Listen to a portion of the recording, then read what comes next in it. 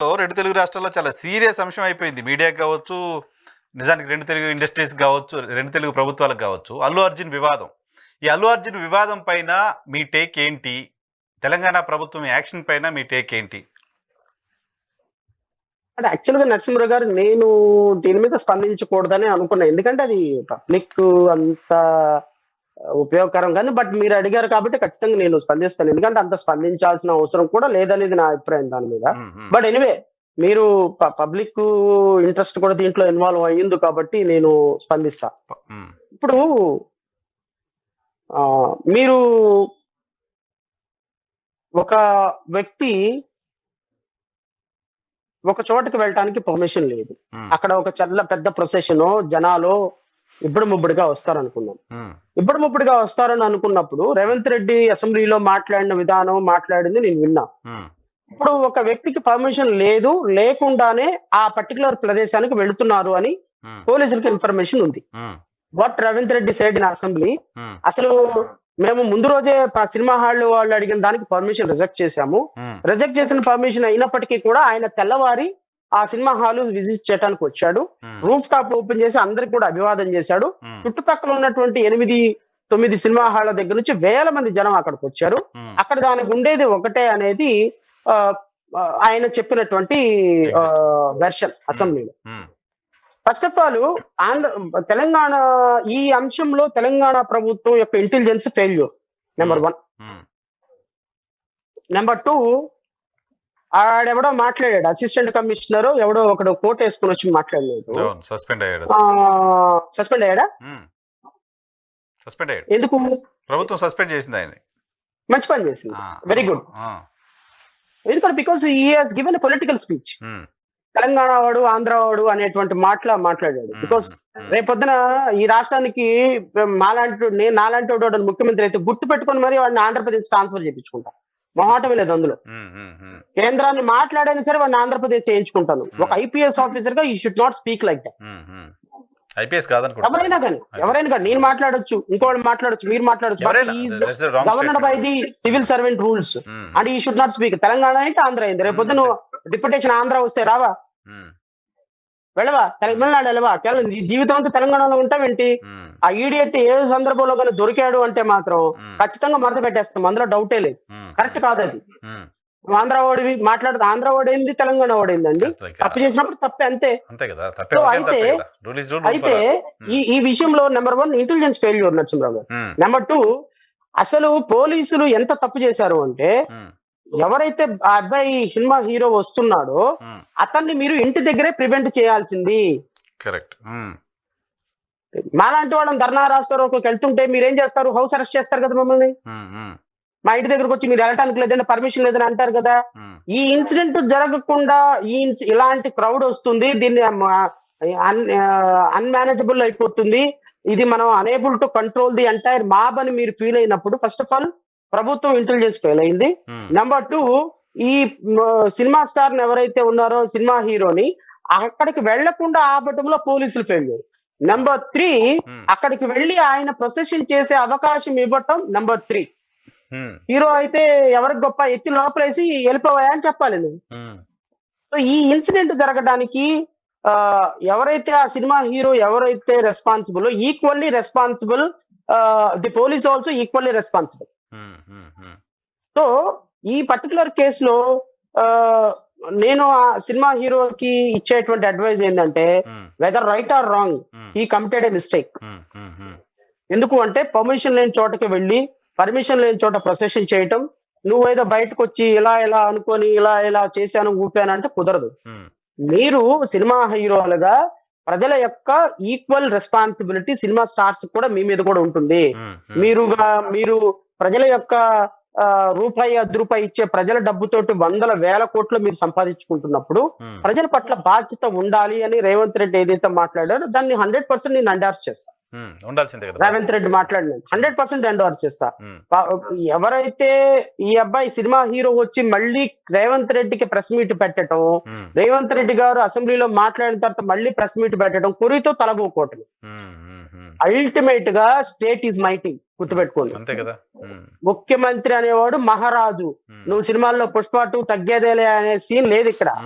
మడత పెట్టేసి దిండు కింద పెట్టుకొని పడుకుంటారు. నువ్వు సినిమాలోనే హీరో, బయటకు వచ్చిన తర్వాత you people are all zeros.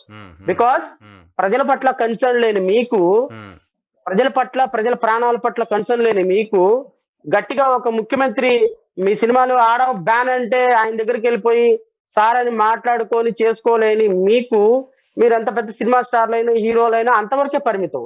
So నేను దీని వల్ల జరిగిన ఒక మంచి ఏంటి అంటే, నరసింహరావు గారు, సినిమా హీరోలు 100 కోట్ల రూపాయల వ్యాపారం చేసే సినిమా హీరోలు మేము సామాన్యమైన పౌరులమే అనేటువంటి ఒక నిజం తెలిసి వచ్చింది. చర్చ సమాజంలో వచ్చింది, యాక్సెప్టెన్సీ వచ్చింది. వచ్చింది. ఇప్పుడు ఈ ప్రభాస్ లాంటి వాళ్ళు, తర్వాత ఈ హీరోలు లాంటి వాళ్ళు ఏంటి, ఈ హీరోలకి ఏంటి అంటే మేము అసలు సమాజంలో అతీతులము, మేము కారణ జన్ములము, మేము మేము మేము పుట్టడం ఈ సమాజం చేసుకున్న అదృష్టం అనేటువంటి ఒక ఇమాజినరీ వరల్డ్ లో నుంచి now they came down. It is good for society.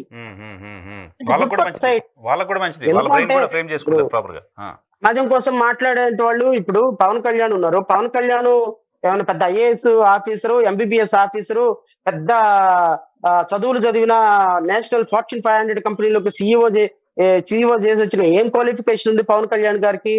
ఏమంత పెద్ద చదువుకొని, ఏమంత పెద్ద ఉన్నతమైనటువంటి స్వాతంత్ర సమరయోధుల ఫ్యామిలీ నుంచి వచ్చిన ఏమీ కాదు. సినిమా స్టార్ పవన్ కళ్యాణ్ ఎక్కడికి వెళితే అక్కడికి లక్షల మంది జనం రావడానికి cinema. Because media is such an influential industry.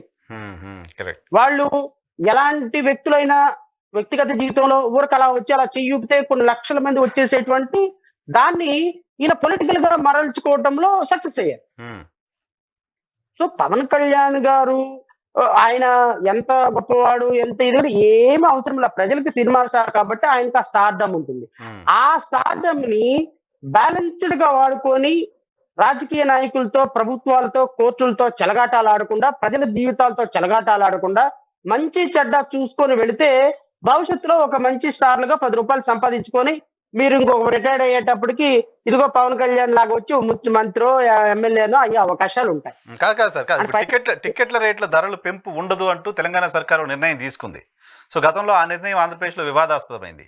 ఇక్కడ తెలంగాణ సర్కార్ తీసుకున్న నిర్ణయం పైన డెఫినెట్గా చాలా మంది గుడ్ డెసిషన్ అని చెప్పి అంటున్నారు. అంటే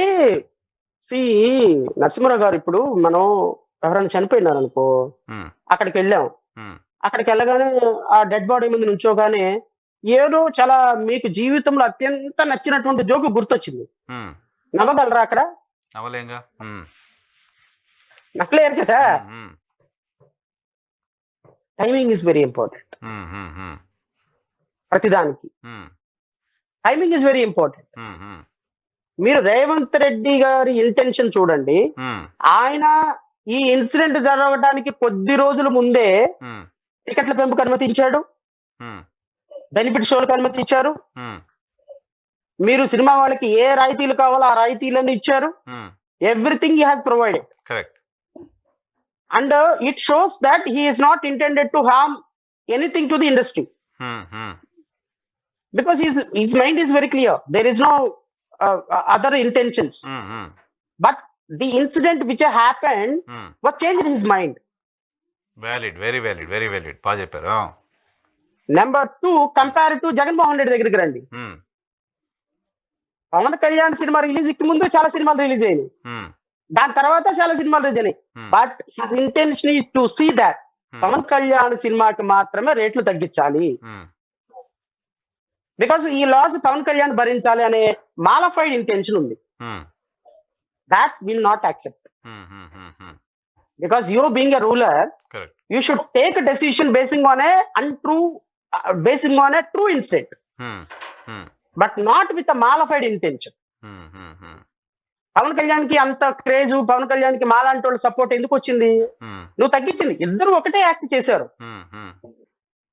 ఇప్పుడున్న రేవంత్ రెడ్డి గారు, జగన్మోహన్ రెడ్డి గారు ఒకే యాక్ట్, ఇద్దరు టికెట్ల రేట్లు తగ్గించారు.